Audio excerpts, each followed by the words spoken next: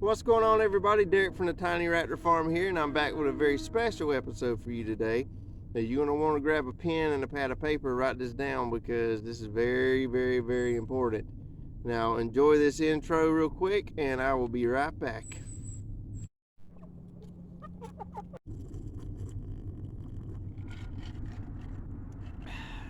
You enjoy that? Good. Now, I have got an episode for you today that is going to blow your mind. Are you feeling healthy? Are you feeling sick? Are you feeling like every time you turn around you're having issues with your body? Because I know most of the time I used to, but now I don't anymore. I mean, I still have some issues just because I'm not young anymore, but let's tell you why. Okay, to start off with, we're going to be talking about GMOs, or genetically modified organisms. Do you hear what I said? Genetically modified organisms. Genetically modified organisms in your food. Now, some of the side effects of GMOs is toxicity, or one of them is toxicity, and it is genetically engineered food that is inherently or permanently unstable. Okay, this is in almost every one of our foods that we get from the grocery store. You know, corn, even like vegetables, fruits, everything. Corn, cucumbers, tomatoes, everything. And I'm gonna get to you. I'm gonna get to that part in a minute. But another one is allergic reactions, antibiotic resistance, meaning that the more they put GMOs in it, the more they're increasing their resistance to antibiotics. Okay. Now, immunosuppression, cancer, loss of nutrition. Now, in most foods, it's loss of nutrition. We'll go. Now, in most foods, it's loss of nutrition. They lose nutrition in it because what they do is they genetically alter them to make them bigger and more vibrant and more appealing to your eye and less appealing to your body. So that's what I would do. And I got poop on my hand somehow. I don't know how I got chicken poop on my hand. Now, also, GMOs do increase the nutritional value in your foods, but the nutrition in them is still genetically modified.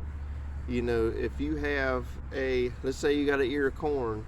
I'm talking about a lot about corn today, but let's say you have an ear of corn, and let's say, for example, we'll just say 100% of its nutrition in it. A GMO will extend the nutrition in it. It'll make it bigger, which makes it have more nutrition in it, which is genetically modified. It's genetically modified to make it bigger and to have more nutrition in it. Therefore, it is genetically modified. Okay? Now listen to this. GMOs were introduced into our food supply in 1996, and the rates of diseases like food allergies, autism, inflammatory bowel disease, and other digestive disorders have also risen significantly. Now, I don't know about y'all, but I used to have a ton of stomach problems, and sometimes I still do. But I don't know if that's a long-term effect of this stuff or what it is. I'm not sure where it's coming from, but I'm pretty sure that's what it is. But you know, there's been no long-term studies on the health effects of GMOs, and I wonder why, because it's not healthy for you. Now, food is also genetically modified to grow in certain places that it normally can't grow, which means it needs less water and less sunlight, or more sunlight and more water. You know, you switched around. or it can grow in colder or hotter temperatures.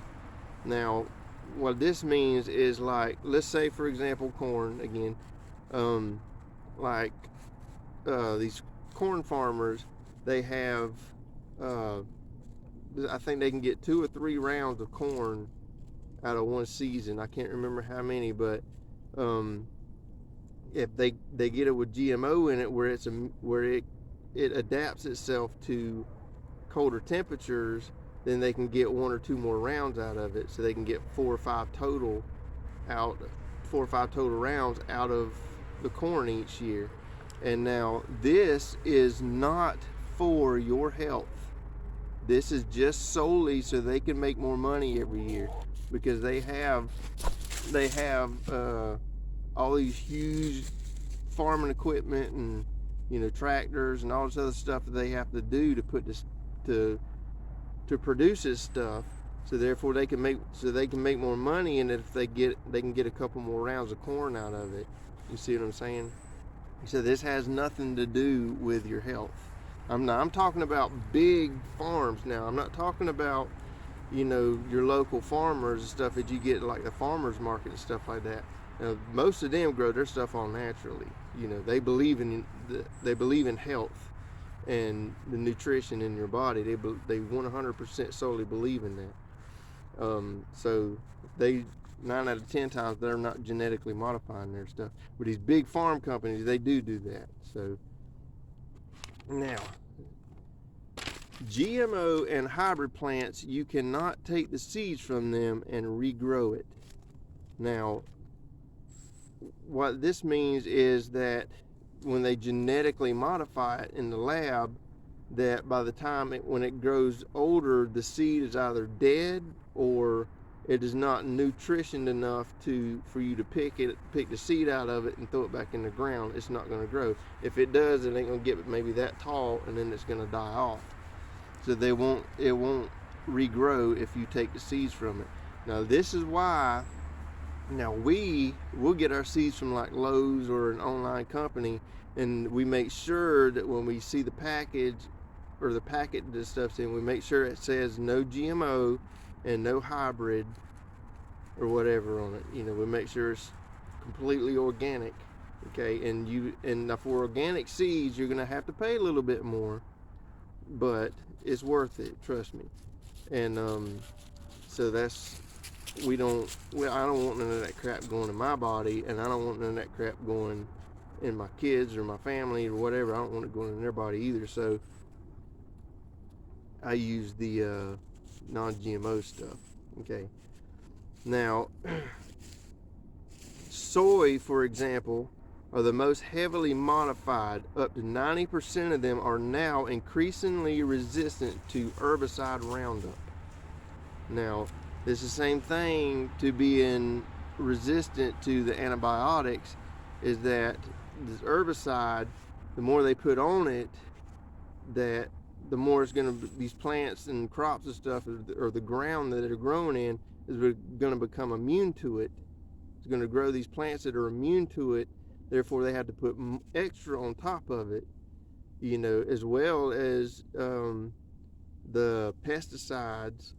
You know, so once these things start growing increasingly immune to it, then the lab has to put extra GMO in it, or whatever you want to call it, and so that way it won't be as resistant to it. So therefore, they're packing this stuff into your food that you're eating every day, and it's making you sick, and it's literally killing you. And nobody really realizes. I mean, some people do, but there's a lot of people out there. Most of you watching this right now, you don't know that the fruits and vegetables that you're eating from the grocery store is actually killing you, because it has all this crap in it, that, you know, all these poisons and GMOs and crap, and this stuff is literally killing you, and nobody sees it. Now, I'll say something else about soy here in a minute. Now, the worst processed foods for your diet are typically ready to eat and low in nutrients, like cookies sugar drinks, deli meats, frozen pizza, salty snacks like chips, and most breakfast cereals. Now, it may taste good and look good or whatever, but they're not good for you. You know, 9 out of 10 of them. Now, Cheerios, I read over. That's to me so far that I've read or that I found out. Cheerios is probably the best cereal for you right now that I can think of that I've done research on. Those are the best ones because it has oats and all this other kind of stuff in it. It's real healthy for you. But people put 20 scoops of sugar in it into each bowl of cereal, and it just completely takes the nutritional value out of it. I mean, that sugar overpowers the nutrients in it, and it's just not good for you. Okay. Now, let's go to highly processed foods. Now, they may include syrups and jams. Now, we make our own jam, like strawberry jam and stuff like that, mainly strawberry jam. That's really all we make. Well, and blackberry jam. Now, from the back of the property, each summer, we have, a bunch of natural blackberries that grows back there. We didn't plant any of it. It just started growing back there. And there's a bunch of them. I think the year before last, we got like 3 1-gallon Ziploc bags flat full of 2 or 3 of them. I can't remember. But strawberry jam that we make is, of course, like I said, we grow it with our own compost, which I didn't say that, but we grow our own compost or make our own compost, and that's what we grow our stuff in. The strawberries from the store, you might get them that big and they're probably that wide. I mean, they're huge and they're pretty and, makes you want to eat them. But when you bite into it, it's kind of tough. And it tastes pretty good, but it's tough. It's not soft like a strawberry should be. That's because they pick them before they're completely ripe. So that way when they're shipped, they can kind of grow or whatever till they get to that natural beautiful look to them by the time they get to the store and put out on the shelf. But our strawberries, you can go pick them off the vine and they, oh my gosh, man, like I'm telling you, grow your own strawberries naturally. Don't grow them with the pesticides and man-made fertilizers and all that crap. Do it all organically, and it is, I'm telling you, it's a complete, like a night and day difference. It's really good. Now, continue with his list: chocolates and candies, chips and pretzels, sauces, dressings and gravies, ice creams and frozen desserts, bakery stuff like muffins and cakes, fast food like french fries, burgers, and the list can really go on forever. Now most of your foods in a restaurant don't use 100% meat. Now they do contain additional additives such as a textured vegetable protein or soy product. We're talking about soy, and they make them cheaper to produce. Now we're gonna go to everybody's favorite food, the chicken nugget. And yes, I'm sorry, chicken nugget. I love chicken nuggets from McDonald's, but I'm not eating them anymore. I hadn't eaten them in probably a year. I would say maybe a little over a year, but I'm not going to eat them now. Now listen, they do have chicken meat in them, but they are a bottom of the barrel type of meat. Now, they are ground together with bones, blood vessels, connective tissues, fat, and skin. Now, that's according to WebMD.com. Now, go on WebMD.com and you can find out.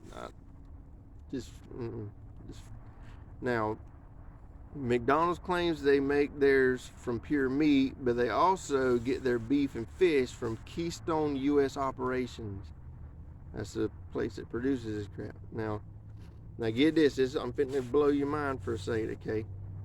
Now, they get 150 million pounds of beef 300 million pounds of chicken and 15 million pounds of fish each year from this company. Okay, now listen to this. 150 million pounds of beef. Okay, that's 410,959 pounds per day of beef. Okay, now the average cow weighs about 1,000 pounds. Okay, average cow. Now that equals up to 411 cows per day. Okay, that would be for, if there was only one farm, it'd be 411 cows per day. Now all this is all just from McDonald's. Now this isn't from any other fast food restaurant. This is just from McDonald's. Okay. Now, and this is literally according to McDonald's.com. McDonald's tells you this. McDonald's.com tells you this. Now, all this stuff, it has to be mass produced, right? I mean, people like local farmers and stuff that, you know, have 10, 11, 12 cows, you know, they're not going to produce that kind of meat per day. You know, that's thousands of cows that they have on a property that are, you know, I can't even imagine what they're going through. But now let's do the average for chicken. Okay, an average chicken, now they use Cornish cross chickens, which are the ones that we used to have. You watched the videos before about our chickens, our Cornish cross chickens. The rooster gets an average of 8 pounds and the hens get an average of 6 pounds, 5 to 6 pounds. So we're going to do an average of 7 pounds for this thing. Okay, now that's 7 pounds per chicken at 300 million pounds per year. That's 42,857,143 chickens per year. Okay, that's a lot of chicken. Now, and that it's equivalent to 117,417 chickens per day, just going to McDonald's per day. Yeah, that's, of course, that's across the globe now. Now, are these chickens free range? I seriously doubt it. Now, according to CertifiedHumane.com, chickens only need 2 square feet per bird to be considered free range. Now, we have about 90 chickens on this property, but we have 6 acres. And right now, they are all through the woods. I don't know, let me see if you can, I don't know if you can see them, see some of them down there, and there's a couple over there, along with my cat. They free range. They don't sit inside this coop behind me. We don't do that to them. That's just inhumane to me. I don't agree with doing that. But all these chickens are kept in a cage, a tiny little cage, which according to them, they consider them free range, is 2 square feet, which is 2 foot by 2 foot. Okay, and a chicken can't run around and forage and get natural stuff put into its body, so they feed all this crap to them to get them fatter, and then they butcher them. They send them off to the butcher and they butcher them. Okay, now let's see where I was at. Oh wait, nope. Okay, now let's do fish. Okay, now I'm gonna average these fish. Now I don't know what kind of fish that McDonald's sells. I didn't really pay attention to that part. But now I'm gonna average them at 2 pounds per fish. Okay. Now, the 15 million pounds of fish per year are raised and sold to McDonald's alone. I'm not just picking on McDonald's, but I mean, pretty much all of us go to McDonald's on a daily basis, and you're putting this crap in your body on a daily basis. Okay, now listen to this. Now, see, an average of 2 pounds per fish is 20,547 fish per day. That is a lot of fish. Now, I fished a lot of lakes and ponds in my time, and I've never caught that many per day, ever. And I'm lucky if I come out with 1 or 2 of them. You know what I mean? That's just, Now, these things are mass produced on a farm where they are elbow to elbow, so to speak, finning each other and eating each other's poop. You know, they put them in like these 10-foot by 10-foot little plastic ponds, and they just chunk food at them all day until they fatten up and they get big enough, and then they'll scoop a big net in there and suck them out the pond. I don't know how to get them out, but they get them out the pond, throw them in trucks, and then they'll send them and throw them in the freezer, or throw them on ice, or however they do it, I don't know. And then they'll ship them out. You know, and now I want you to go. I'm gonna present you with a challenge. Okay, I want you to go to Walmart or your local grocery store, and I want you to pick up a frozen fish out of the freezer section. Find out what kind of fish it is, and then throw it in your freezer. You go out and catch the exact same fish, exact same size, and come home, thaw that other fish out, build you a fire, cook it over the fire, exact same way, no seasoning whatsoever, and then tell me which one you think tastes better. Okay? Now, farm-raised fish have a high risk of bacterial infections that may not be detected or are impossible to detect. Now, therefore, they are fed antibiotics, and the overuse of antibiotics is a serious issue. Now, remember, we talked about this is antibiotic resistant. Now, as these fish are finning each other or getting sick from eating and drinking their own poop, and all the other fish's poop, they're going to get sick. So they throw antibiotic feed in there and they eat it, and it's supposed to get the heal. Well, they're getting resistant to it, and so they're having to throw more and more and more of this crap into it, just like the crops, just like the corn crops and stuff. And, they're having to keep throwing this crap on there because they're getting more resistant to it. Okay. Now, there says the more they throw at it, the more the bacteria is learning to cope and adapt to it. And I've seen videos now, and some of you probably have seen a couple of these videos where they'll get a fish from the store that won't be frozen or anything, and then they'll open it up and little worms are crawling out of the meat on the fish, and like a filleted fish or something, and that's disgusting. And it don't even taste like fish to me either. I mean, I've eaten some of those things before, and it has no fishy taste to it. I mean, it might have a slight, tiny little fishy taste, but that's why we eat fish, because we want it to taste like fish, right? Now, additionally, farm-raised fish have a higher instance of disease due to farming conditions. Mercury can be found, however, in farm-raised fish and wild-caught seafood due to industrial pollutions that find their way to lakes, rivers, and oceans. Now, the mercury part, I mean, most of the time you're not going to be able to get around that. But, you're not going to catch a fish and go have it tested before you eat it. I mean, you might, but I wouldn't. I'm not going to pay that kind of money. So I would recommend that you dig your own pond if you can, and raise your own fish. Raise them naturally. That would be the best bet. Okay. Now, in addition, severe crowding on fish farms causes injuries to their faces and fins, on top of major stress for them, leading to outbreaks of diseases. The filthy tanks they are raised in contain parasites like sea lice and become so full of feces that they may as well be swimming in open sewers. And this is according to PETA.org, PETA.org. That's according to them. Okay. Again, what I just said.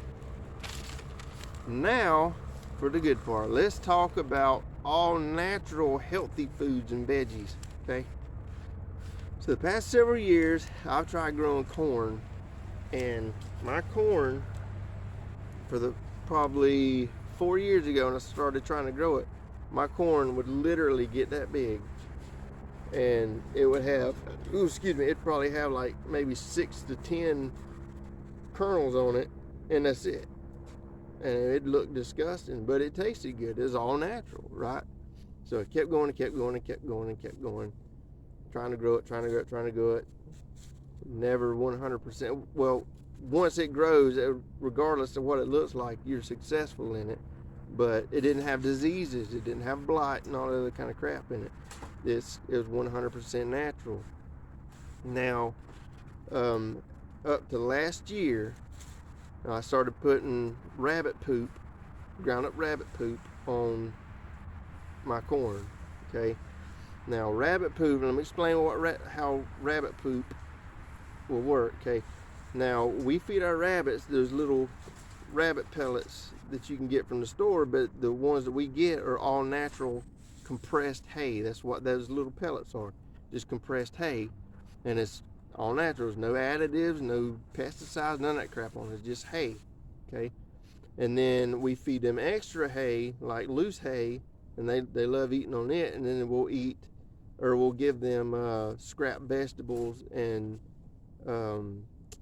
fruits, or not scrap vegetables, fruits, excuse me, that's my compost.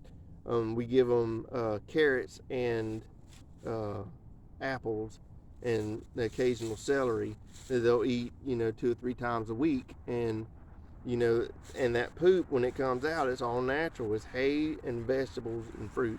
That's all it is. Okay, so that's completely 100% natural. So I'll scoop the rabbit poop out, I'll set it out, let it dry out.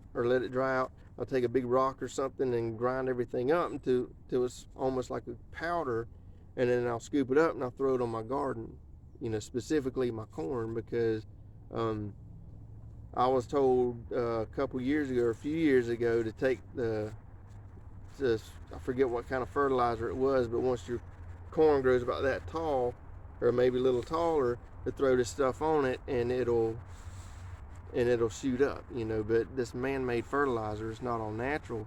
So the alternative to it is rabbit poop.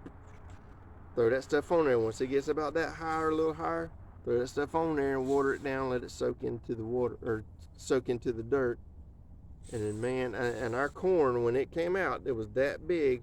It was about that big around, and beautiful, man. I mean, it was not a kernel missing on it. I mean, it was beautiful, and it tasted so good. And it was all 100% organic, completely natural. Okay, almost like you walked out in the woods and you found it growing in the woods. I mean, it was freaking amazing. And trust me, do it that way. If you don't have rabbits, or somebody who does have rabbits, man, ask them if you can add a rabbit poop. I know it's disgusting, and it may sound disgusting to them, but do it, man. Trust me. Okay. Now, in the case of the corn, the corn from I keep sticking my book in rabbit poop or chicken poop. I don't know where it's coming from, but anyway, I've wiped it on this. I don't know where it's coming from. I guess it's I'm sitting on a log, so I guess that's where it's coming. But anyways, that's dirt. That's not poop. The corn you get from the store would be like this big, and they're big, round, or huge. That's because they got GMO in it, but it's bigger, and it looks better, and it makes you want to buy it. Because if you're like me, if you go to the store to buy corn, you're going to want the biggest ear of corn that you can find, right? The biggest, healthiest looking ear of corn you can find. That's what we all do, and chances are the biggest ones have the most GMO in it. Okay. And ours, they didn't get maybe like that big, but they were beautiful and they were all natural. So I will definitely sacrifice size over nutrition any day of the week. Okay.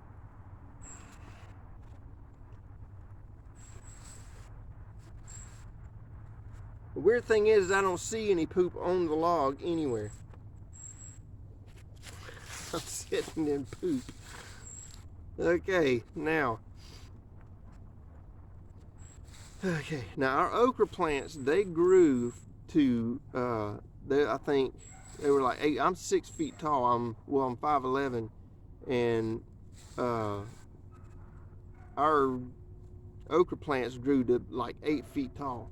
I mean, huge. They've never got that big before, and we threw rabbit poop on them, and they were, I mean, huge. I mean, the okra were, you know, we won't let them grow but like that big, or maybe a little bit bigger, because they get any bigger than that, if they get real big, they're not good. You can't eat them.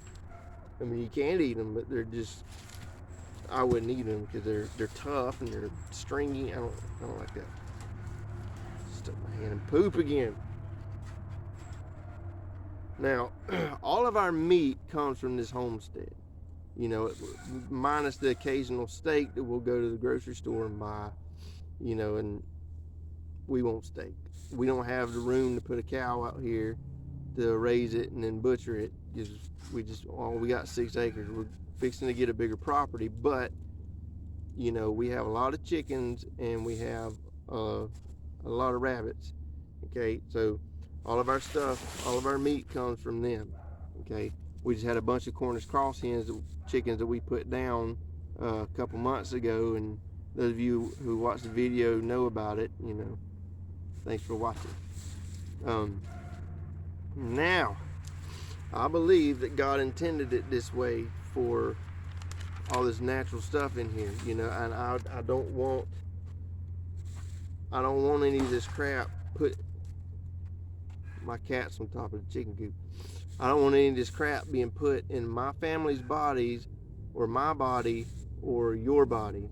So now, please, if you are watching this video, if you watch to the end, please, please, please, please listen to me when I tell you, if you are able to, grow your own vegetables, grow your own fruit, raise your own chickens, raise your own rabbits, you know, go deer hunting, go squirrel hunting, go whatever hunting, bird hunting, something. Get something that is all natural. Just don't shoot crows, because don't eat it. They're nasty. You can eat them. Anyway.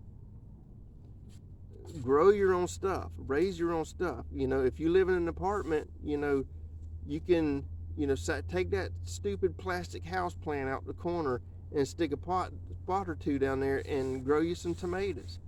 You know, build you a lattice and throw you some cucumbers in the pot, you know, or go to the next corner and do it. You know, get you a heat lamp and a drop cord and put heat on it. Do research on this stuff and figure out how you need to raise it, but don't put none of this natural, or don't put none of this man-made crap on it. And put this all natural stuff on it, please, because I'm telling you, the stuff that you're buying from the store is killing you, and you don't see that. I'm sure you could feel it. I'm sure you could feel the sickness and the things that are going on in your body, but it's not clicking in your brain because the governments tell you, oh, this is healthy for you, we know what's best for you, and they don't. It's all about money to them. That's it. Okay, so now, thank you for tuning in. I'm gonna end the video. I know I've been talking for a while, so I'm gonna end the video. I love you so much. Thank you for tuning in, and if you stay to the end, thank you so much. And I hope this video finds you well, and I hope it serves you well. I love you. Don't forget to like, subscribe, and share the crap out of this video so we can get this message out. There's a lot of other people on YouTube doing this too, so find their videos, share them, get this message out so we can make America healthy again, and hopefully make this world healthy again. I love you to death, so please, please, please heed my warning and heed other people's warning about these health crap. And I love you, and I will talk to you next time.